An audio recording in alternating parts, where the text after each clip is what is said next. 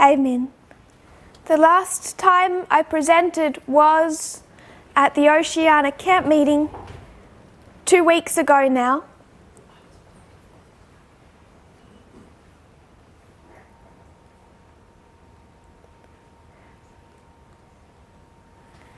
I'm not sure if people are aware of the day. What date is it today? It's October 3, and what does that mean?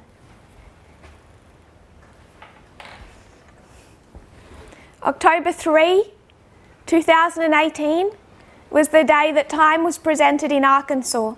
So it's the 2-year anniversary of the Midnight Cry message in the United States. And I just wanted to mention, it's not something profound or some great methodology, but we did find it fascinating at the time. It was presented October 3 in Arkansas. 10 days later, where was it presented?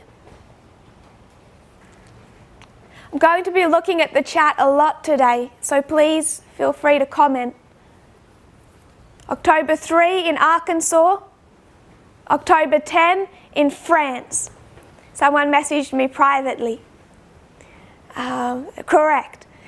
October 3, Arkansas. October 13, France.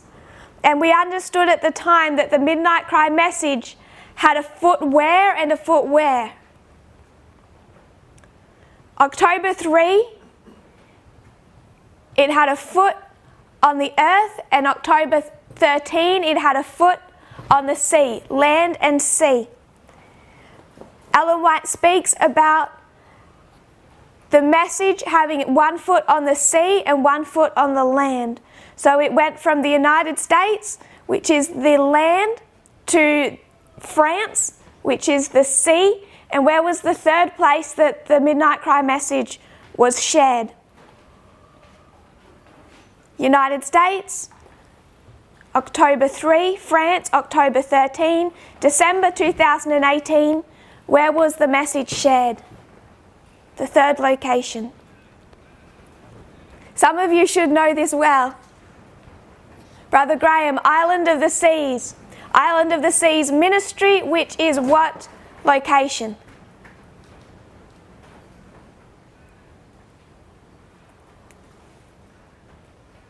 Following the chat. Fiji. Someone answered privately. So it went from the land to the sea to the islands of the sea, was the 3 steps that the Midnight Cry message took in 2018. October 3, 2 years ago, was the United States. 10 days later, France. A number of weeks later, Fiji, which is, as we saw 2 weeks ago, is led by the Islands of the Sea ministry. And we saw at the time that that was a prophetic fulfillment. It was another stamp on the Midnight Cry message. So I just wanted to note that, considering the interaction we had 2 weeks ago with the Islands of the Sea ministry, and considering the time frame that we're in. So 2 years ago, that message was given. In some ways it feels like 20 years ago, in some ways it feels like 2 weeks. From the first 3 main givings of that message in October, November and December, through 2019, it went worldwide. And voice after voice joined that cry, and it really swelled. As country after country and individual after individual joined their voice to that message. Since then, we have traced that history with the end of ancient Israel, seeing the triumphal entry through the upper room, through the separation, through the pain of Gethsemane, and through the cross, which we still prophetically still don't understand completely, through November 9. And we entered into a new dispensation. We're in the dispensation of Jacob's time of trouble. Does anyone feel like we're not in Jacob's time of trouble? I think that is one subject we're all in concord with. It is a time of trouble. So that message that was given 2 years ago, it swelled and was taught throughout the world in 2019. It really came to a conclusion at the German International Camp meeting in August and September of last year. The final touches were put on that message with World War I, the Third Diadochi War, World War I, completing our understanding of World War III, and the message of Eden to Eden. That soon became also the focal point of the shaking. The division that had been growing over some time came into the open. And God saw fit to direct us, now that the Midnight Cry message had reached a completion. God directed us back to reform lines, the lines of the beginning and end of ancient Israel and the beginning and end of modern Israel. And right when we came into the most critical parts of the history of the priests, these two back-to-back testing time periods, God saw fit to anchor us in those original reform lines. And if you are familiar with the Canadian Zoom camp meeting of a little while ago, a couple of months ago perhaps, that is what we tried to remind people of. We hold on to those cords, and God gave us those cords at the exact same point as the first of two shakings came into the open. Those are the cords that were particularly to anchor us. The Midnight Cry message and those reform lines given in 1989. So from August and September of last year, when the Midnight Cry message came to some type of completion, through till about April and May of this year, about 6-7 months, we focused on the end of ancient Israel. And it is the pattern that we see behind us. The model that takes us from 4 BC to 100 AD. And then the three groups of people called in that time period. 2 for the Jewish nation, and then finally at 34 AD, which is here, to the Gentiles. So through the history of that, particularly that first shaking, and also into the second, from August, September through around April, May, we focused on the end of ancient Israel, and we largely established that reform line. I'm not saying there isn't still additions to be made, but that reform line became very well established. And if we believe that in that reform line, it is a cord that would take us over both shaking time periods. From about April, May, the end of the school in Portugal, through to now, so that's about 6 months again, we have been focusing on the beginning of modern Israel, Millerite history. And you'll notice that we haven't actually gotten that far. It's only a few weeks since we actually even laid out a structure. And I would suggest one of the reasons for that, one of the characteristics of this time that makes it so difficult to be able to lay out this history, is a result of the pandemic. We are starting to have some camp meetings over Zoom, but what we haven't been able to do is have schools. And it's at schools that the message really becomes, if you picture it like bread dough, it gets stretched, it gets folded, it gets wrestled with and kneaded. Not just by the person up the front, but by the students who are participating. It becomes an open discussion, not just with the students there, but by people following online who then message and ask questions and add their thoughts. One of the reasons Acts 27 is such a solid study is because it had 3 months at the school in Brazil early last year where we wrestled with Acts 27. We haven't been able to do that with Millerite history. And it's the absence of having schools in this movement that has impeded the rapid growth of this message and the ability of many people to feel established in that reform line. But we have been going over it Sabbath after Sabbath. So we are missing schools. So I wanted just to give us a brief verbal overview of the last 2 years. From October 3 main camp meetings, 3 main presentations in Arkansas, land, France, sea, Fiji, islands of the sea. Then it spread through 2019, came to a conclusion in the German International Camp Meeting by September last year. Then God gave us back the reform lines. They are particularly the cords that were going to hold us through the epicenter of 2 crises facing this movement. We faced the first, that split in the upper room when Judas left, then through Gethsemane and the cross, November 9, still properly to be understood, then entering into the wilderness time period, the 40 days, on 2 different models of the end of ancient Israel. The 40 days of the wilderness and the 40 days of the disciples. And you can take that and see that in other 40-day time periods. 40 days of Goliath claiming to have defeated this movement. I won't go into that any further.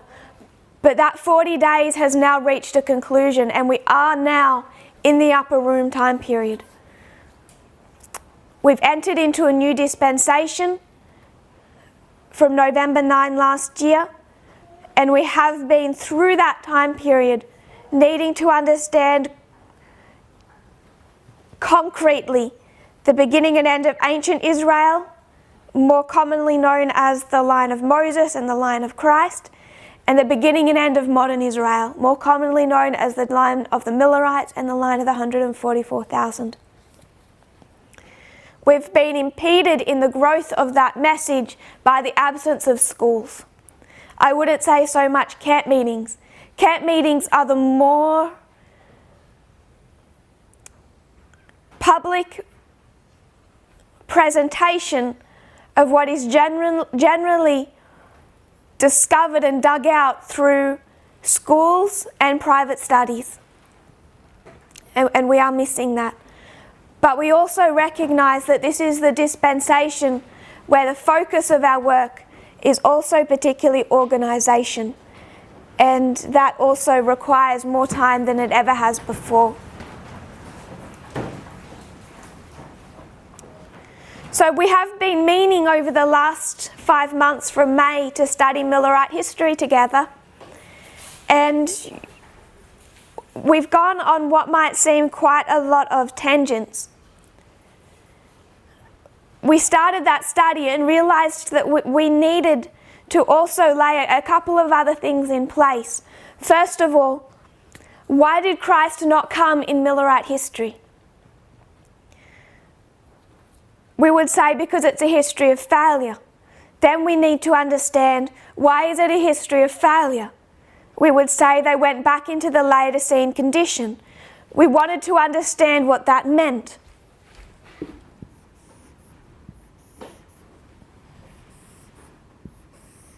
Why is this failure? Why is that the Laodicean condition? So we went back to here and we saw the Apis bull. And we saw what this Apis bull was and represented. And then we were able to trace it and see why, not why the end of ancient Israel was failure because it was success, but we see why ancient Israel, why the Jewish nation fell away. It's a history of success, but not for the Jewish nation. So we wanted to see what this Laodicean condition was, and how it's carried through in such a way, not that our history is a history of failure, but why for the Adventist institution it is a history of failure. Why they fail where this movement succeeds. And what we recognised was that it was a returning to idolatry. The Apis bull, the idolatry of the pagan nations. The Laodicean condition, the idolatry of apostate Protestantism. So all that we've studied in this history that has seemed to be taking us away from Millerite history has been necessary to understand Millerite history. Now we know why they're a history of failure. They went back to apostate Protestant idolatry. What was that idolatry? We began to look at conspiracy theories, at nationalism, at apostate Protestant thinking as it developed from 1798 particularly, and then through all of that history, even addressing the conservative Protestant response to the League of Nations in 1919, the threat of globalism that they held to. And now we find that as Israel, as the Jewish nation, held on to that idolatry from pagan nations, today Adventism has held on to the idolatry of apostate Protestantism. The Jewish nation would never have admitted to it. Adventism never admits to it. And you see that ancient Israel would say, we look out at the wickedness of Rome. We're in opposition to Egypt and to Babylon and to Rome. We can see that they don't follow God. We can see that they need to be destroyed. They're in idolatry. They can't see how they've imbibed the exact same thinking. Adventism today, they look out at the world. If I can give one example, they look out at the Supreme Court, and what does every good conservative, socially conservative Adventist think when they look at the Supreme Court? It's horror. Why? Why do conservative Adventists fear the Supreme Court? Why are they horrified by the Supreme Court? What's the issue they have with it?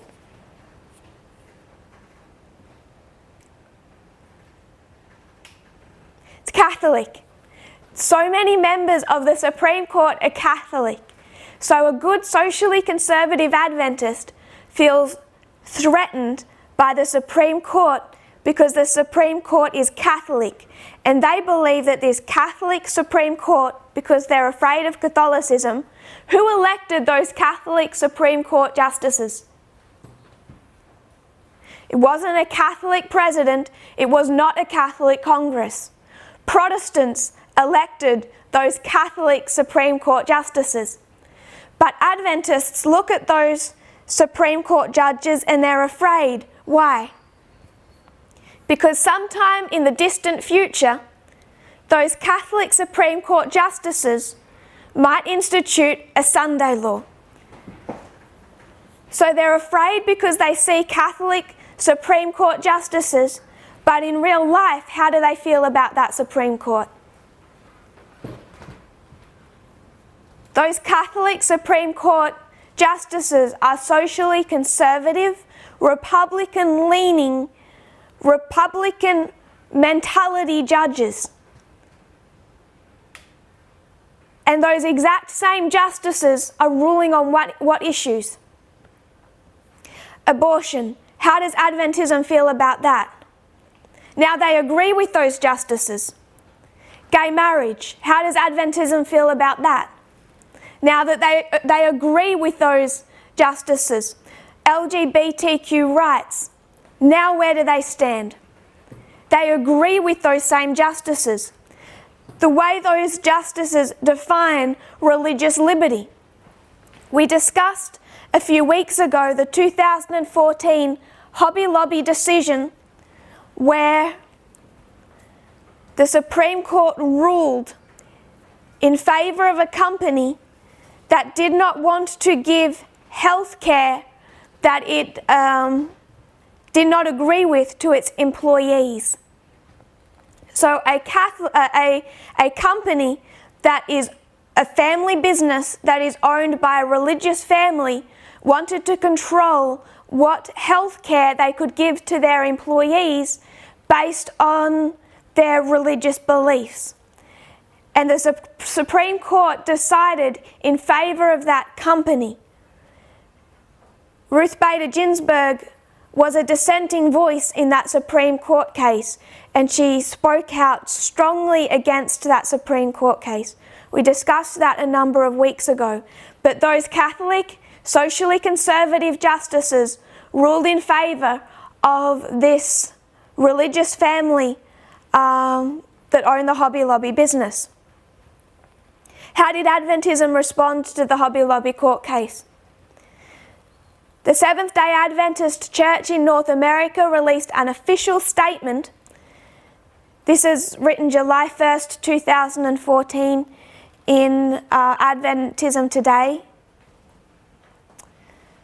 The Seventh-day Adventist Church in North America released an official statement yesterday saying that it was encouraged by the decision announced this week by the Supreme Court of the United States in the Hobby Lobby case. But there were Adventists who expressed reservations and concerns about the same decision. There are Levites. The denomination's official statement gave emphasis to the fact that the decision reaffirmed the Religious Freedom Restoration Act, which safeguards the broad religious liberty protections available to all people of faith.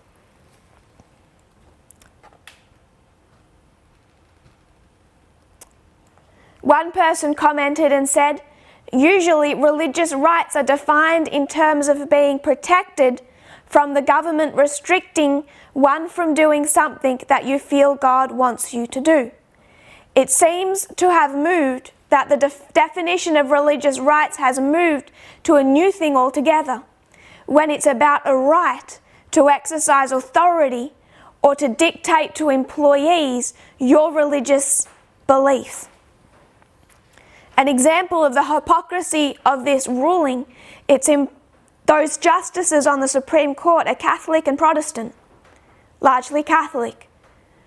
So if an employee decides they're not going to provide birth control services in the health care to their workers, then the employee, it's the religious right of the employee to withhold that birth control funding.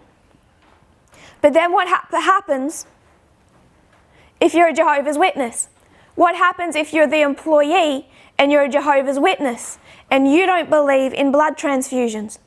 And now you own a company, you're a Jehovah's Witness, and you don't want to provide health care to your employees that would supply them with blood transfusions. What the Supreme Court did is in that ruling they put in a special clause that said this does not apply to blood transfusions. Why? There is no good reason except they're not Jehovah's Witnesses and their personal bias is against birth control and for blood transfusions. So this isn't a decision of belief or of principle, it's about the right to force the religious beliefs of an employer onto an employee in a secular environment. I just want us to see the danger that Adventism is in. It's just a revision. That while they are afraid that somewhere down the track they're going to disagree with these Catholic, conservative Supreme Court justices, including the one currently being elected, in the present day, they agree with the worldview and the decisions of that same faction because they are in apostate Protestant idolatry, and apostate Protestants elected that Supreme Court. So all of that we did because we wanted to go back to Millerite history and understand why they failed. And we've had to make some applications and some compare and contrast to do that. Go back to other reform lines. So it isn't my purpose today to go back to Millerite history. We're not going to do that in today's study, perhaps not in next week's study either. What I'd like to do is actually to address some frequently occurring questions that people have been asking, especially in the last couple of months. These questions have been coming up so frequently, I thought best to address them in a study or a couple of studies rather than just go back onto Millerite history. So we are delaying again our study of Millerite history. So it's more of a Q&A, but with the questions already provided. And because of that, I would also encourage people to write on the chat your thoughts, added perspectives of the questions, or answers to the questions. So I am encouraging chat participation. Many of the questions that people have been asking are reasonable questions, questions I've had myself. They're honest-hearted questions. There's nothing wrong with asking questions or having questions, but not all the questions are. There's a mixture. Some are asked in good faith, some are not.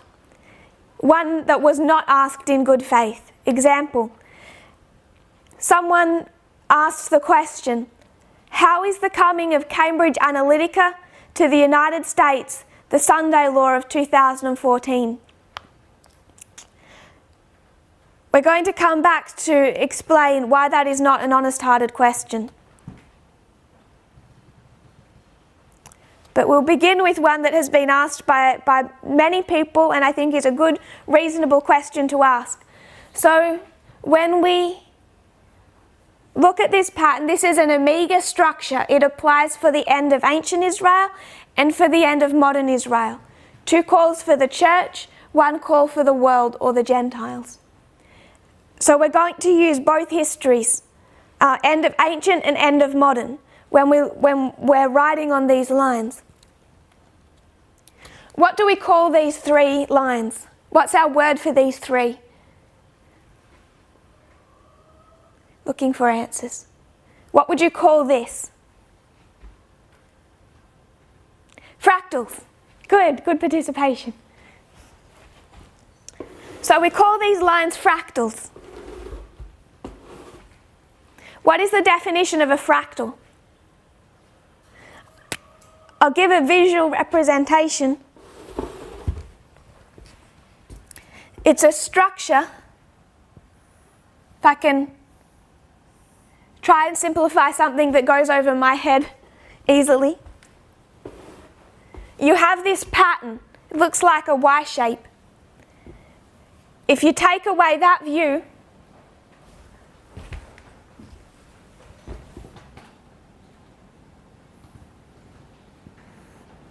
this becomes a fractal of this. Can everyone see that? So you have a pattern, and then you have a repeat of that pattern, and you can do it both sides. So we started with one pattern, then we created another, and then we created another, and they all become repetitive patterns, and you can continue to do this.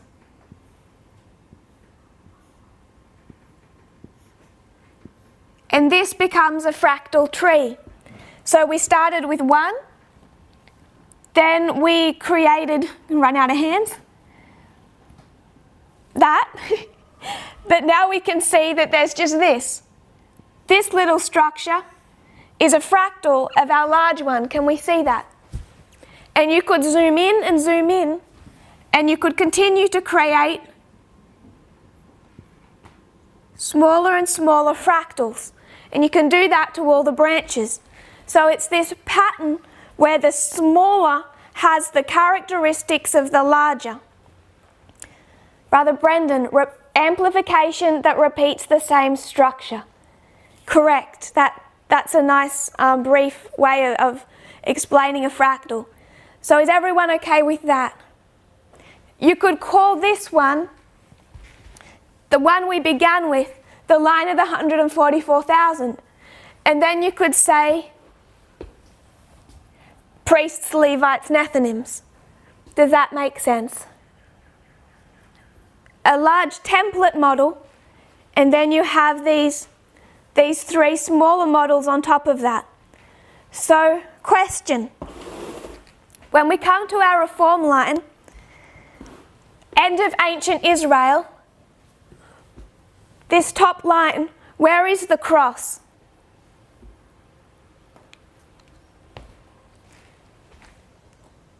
What history?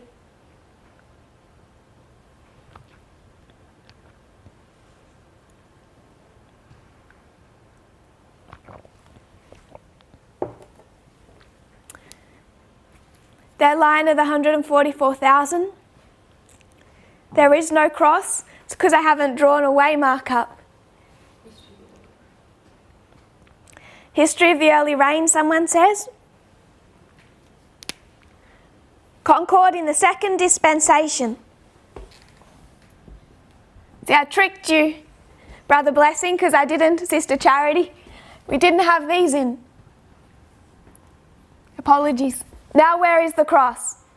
Someone said early rain. So early rain is this history. What's this waymark? End of ancient Israel.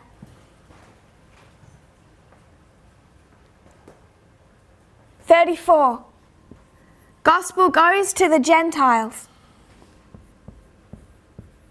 The work is done for the church, for the Jewish nation. This is the second call to the church that begins here. The second harvest of the Jewish nation. So this waymark is Pentecost. And this waymark is the cross. Does that make sense? So this is where the cross is on the line of the 144,000, the big template line for the end of ancient Israel. Where is the cross for the first group called? The disciples. Where does the cross go? Fractalize it.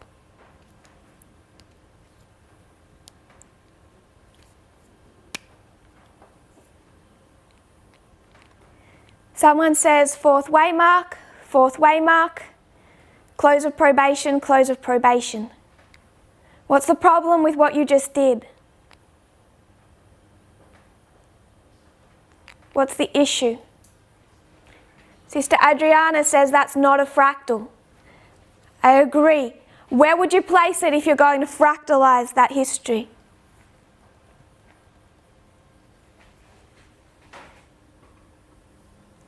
People are still saying 2019. Early rain. What's the year?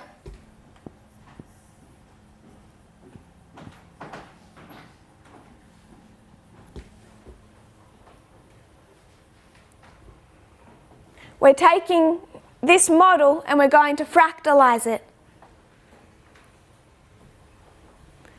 The early rain that begins in 2001, what's this waymark? 2009. Can you see what we just did? We took the large model, which would take you from 4 BC to 100 AD, and we created a fractal of it. If you create a fractal of this line, you take the cross from the Concord waymark of the early rain and bring it to the Concord waymark of the early rain. Does that make sense?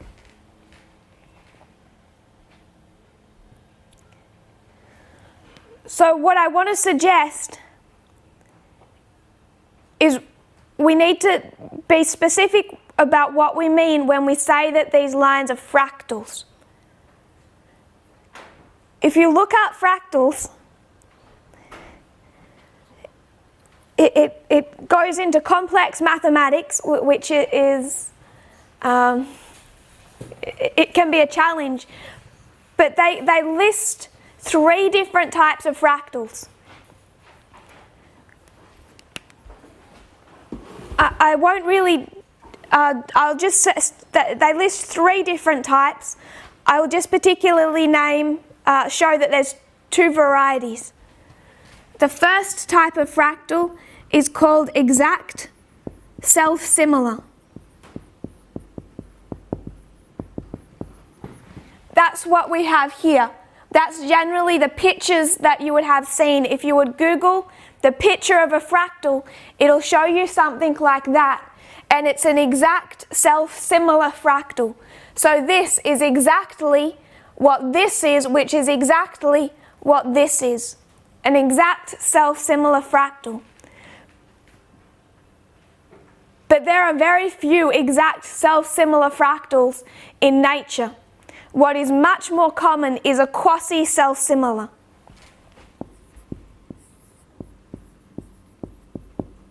So you have exact and you have quasi.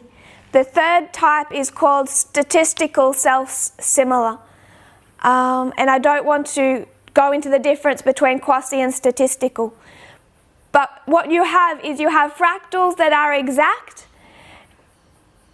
and fractals that are not exact. Quasi means partly. So it's partly a fractal. It's like a fractal hybrid. You have exact fractals, which tends to be shown in drawings, in pictures that demonstrate fractals, but you have what is much more common is a quasi-fractal, which is a mixture. Could you spell the second fractal, please? I'm sorry, it's hard to read on the board. It's a Q-U-A-S-I.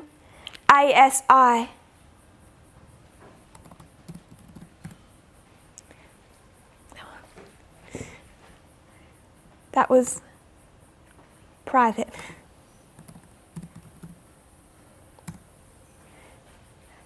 A quasi-self-similarity.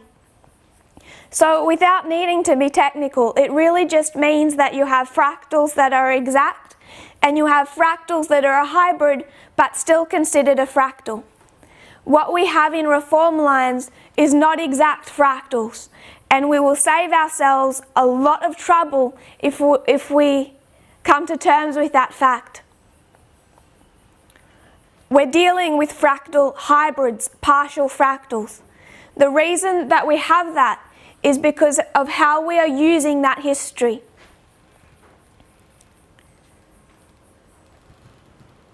If we were to fractalize the cross, I'll rub this out because it's hard to read on Zoom anyway. If we were to fractalize the cross, we would take it from this line and we would see the cross here.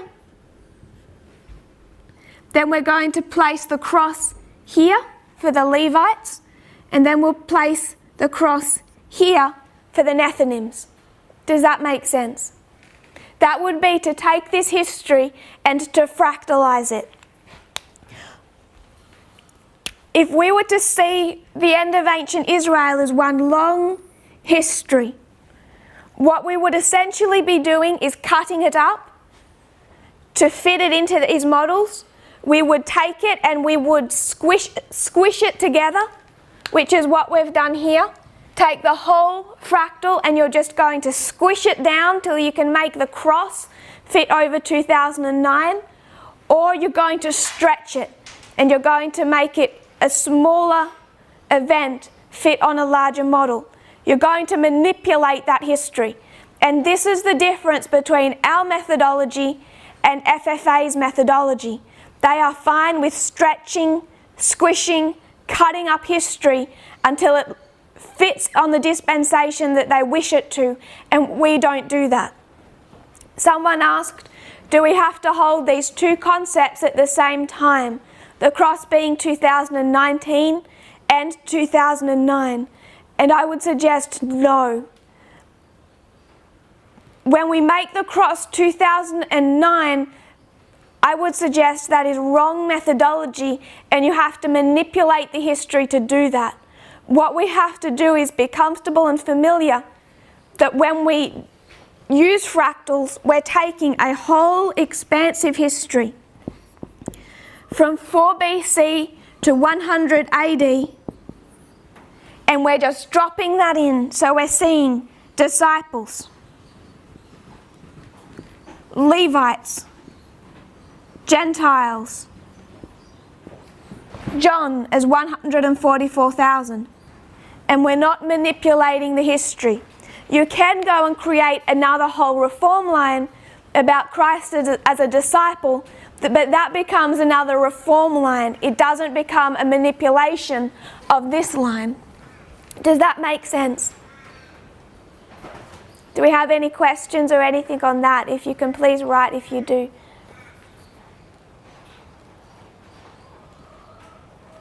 What FFA would repeatedly do that we were battling against was manipulate that history. And you could do that if you believed in that exact definition of fractals, which would make the cross not 2019,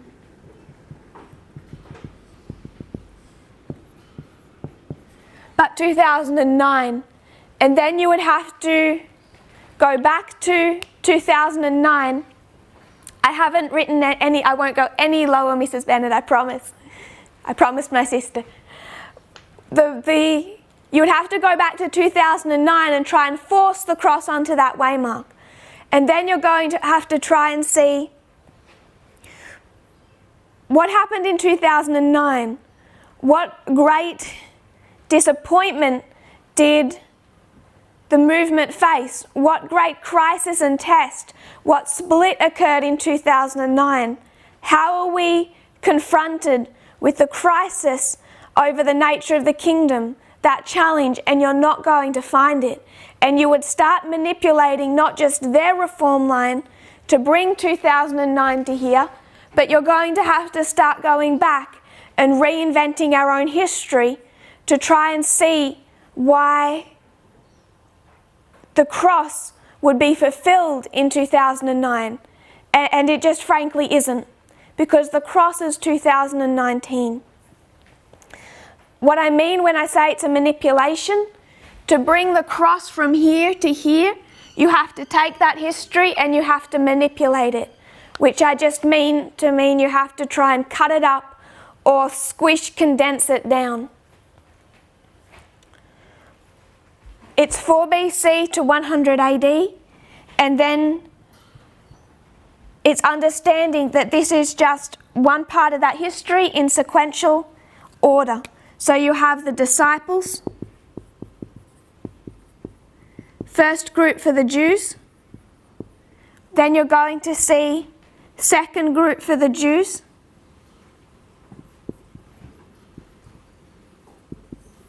then you're going to see Gentiles called in, and then you're going to see the 144,000 typified by John the Revelator. So we are not manipulating that history. We're not cutting it up. Does that make sense? What is fractalized is the structure. Do we see any disappointment in 2019? I would suggest that we do, but there are two types of disappointments. The disappointment of the disciples and Christ was not the same disappointment as that of the Millerites and Samuel Snow. So the disappointment of Christ and the disciples, Christ is disappointed. He's seeing the disciples that couldn't stay awake to pray for him. He's seeing that scattering, but it's no surprise. It's painful, but it's not a surprise. It's disappointing, but not a surprise. There was no mistake in his message. The disappointment of the Millerites and Samuel Snow was different because there was a mistake in their message. So it's two types of disappointments. We have that in 2019. We're disappointed by the shaking and the split, though it really shouldn't have been a surprise. We're disappointed by the fact that we didn't understand November 9. Also shouldn't be a surprise because we have reform lines that tell us we wouldn't at the time. So it is disappointing, but none of that indicates a mistake in the message, because there wasn't in the end of ancient Israel. So to answer a question, yes, the cross falls on 2019. It cannot be put on 2009, which is there, or 2016 or 2020. It's 2019.